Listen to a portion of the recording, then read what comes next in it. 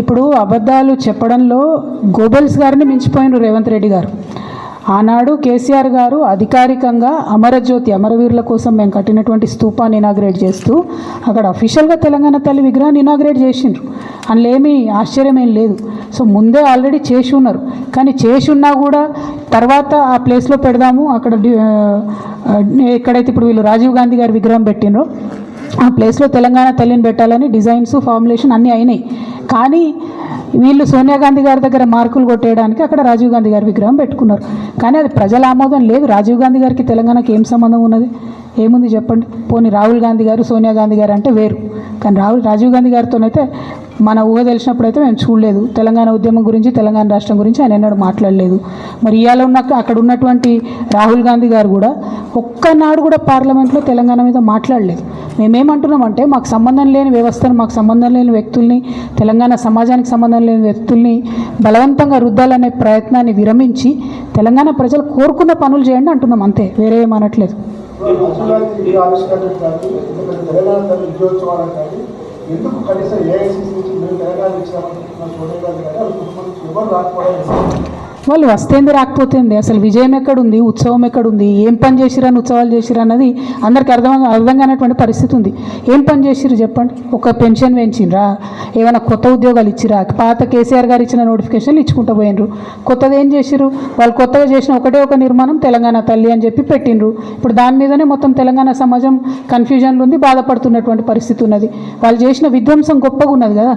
ఎంత గొప్ప విధ్వంసాలు చేసిండ్రు. ఫుట్పాత్లన్నీ ఊడ్చి పడేస్తారు, పేదోళ్ళని తీసి పడేస్తున్నారు, హైడ్రా పేరుతో విధ్వంసం చేస్తున్నారు. వాళ్ళ మంత్రుల్ని కాపాడుకుంటారు కానీ పేద ప్రజల మీద మాత్రం పడతా ఉన్నారు. సో ఇవన్నీ చూస్తున్నారు కదా ప్రజలు. వాళ్ళు చేసిన నిర్మాణం ఏముందని దానిలో మాట్లాడడానికి ఏముంది? ఉత్సవాలు ఎందుకు చేసిరో వాళ్ళకి అర్థం కాలే. అక్కడ మరి తెలంగాణ పాటలు కాకుండా విచిత్రమైన పాటలు ఎందుకు పెట్టినారు అన్నది మాకు అర్థమవుతలేదు.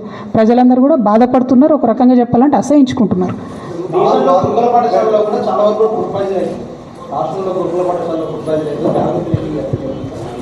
మేము ఆ ఇష్యూ రేజ్ చేయడం జరిగింది. వాంకిడిలో ఒక అమ్మాయి చనిపోయినప్పుడు వారిని కూడా చూడడం జరిగింది.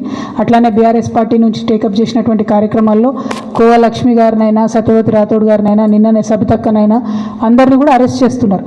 నిజంగా అన్ని చక్కగా ఉంటే, గురుకులంలో వ్యవస్థ అంతా చక్కగా ఉంటే మరి మంత్రులు పోతే భయం ఏముంది? మంత్రులు పోతే ఆపాల్సిన అవసరం ఏముంది? అంటేనే అక్కడ డిఫరెన్స్ అర్థమైపోతుంది కదా. సో ఈ ప్రభుత్వానికి చిత్తశుద్ధి లేదు, నిజం చెప్పే ధైర్యం లేదు. తెలంగాణ ఉద్యమంలో వారు లేరు కాబట్టి వారి పేరును నమోదు చేసుకోవాలని చరిత్రను వక్రీకరించేటటువంటి ప్రయత్నం తప్పితే వేరే లేదు. కానీ అది మేము ఒక సాంస్కృతిక సంస్థగా వ్యతిరేకిస్తున్నాం. ఉద్యమంలో లేని వాళ్ళ పాత్ర కూడా చరిత్ర అయినాడు మర్చిపోదు. చరిత్రలో కొన్ని నల్ల పేజీలు మాత్రం రేవంత్ రెడ్డి గారి పేరు మీద రాయబడతాయి.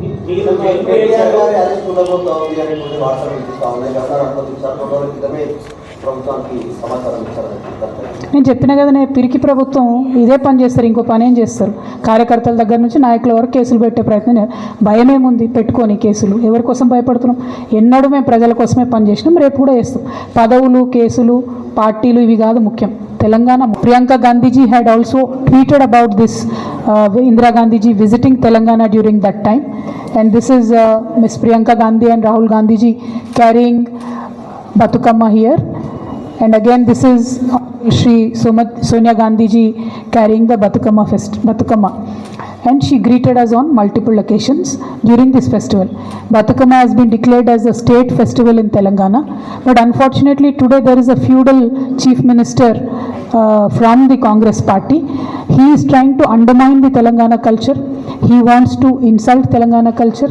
He was never a part of Telangana movement, so somehow he wants to make his place known in the Telangana history. So he is trying to belittle our culture. We severely condemn this. We see Honorable Rahul Gandhiji carrying Constitution of India wherever he goes. We are today straight asking Rahul Gandhiji, how can a feudal chief minister like Revanth Reddy be allowed in your party to insult and belittle our culture? How can he come and change Telangana Talli statue, which was created during the Telangana movement time, by removing our state festival Batukamma from her hand? Is this granted by you, Mr. Rahul Gandhi? It is a straight question that I am asking you, because during Jodo Yatra, you came to Telangana. You played Batukama along with Revanth Reddy ji, Jairam Ramesh ji, and KC Venugopal ji. You know this festival, you understand our emotions. At least Telangana people believed that you understand our emotions. So we are asking Rahul Gandhi ji today, are you approving this change of Telangana Talli statue? Are you supporting your feudal chief minister? This is my straight question. I hope Rahul Gandhi ji will answer. Thank you. Jai Telangana. God, నేను మీతో ఉంటాను, మీకు తెలుసు, media మిత్రులకే నా support ఉంటుంది, అందులో అనుమానం లేదు. కానీ అలా బతుకమ్మ ఇష్యూ దయచేసి కొంచెం ప్రముఖంగా ఇవ్వవలసిందిగా నేను కోరుతున్నాను. Thank you. యా బోలే.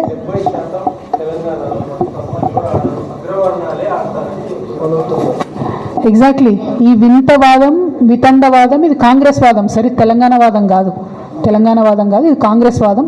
తెలంగాణ చరిత్రను, తెలంగాణ సంస్కృతిని మరుగున పడేసేటువంటి వాదం, దాన్ని మేము తిరస్కరిస్తా ఉన్నాం. Thank you. జై తెలంగాణ.